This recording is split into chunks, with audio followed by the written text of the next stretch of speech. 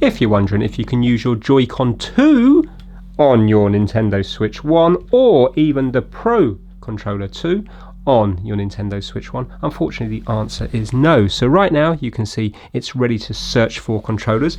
If I was to use a proper Switch 1 controller, then it would search straight away. So you would hold down the sync button here. Right now this is going here, and after a little while it will come up here and you can see it's paired. But I cannot do that on this here.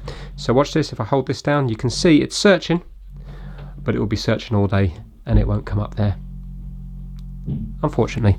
Same with this one here.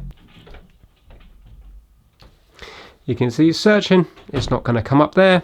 And also on the Switch 2 Pro controller, it's searching here, but it's not going to come up here. So unfortunately, although you can use your Switch 1 controllers on your Switch 2, you cannot use your Switch 2 controllers on your Switch 1, whether it's an OLED model or any other model of Switch 1, be that Lite or the original one as well. So if you're wondering, now you know.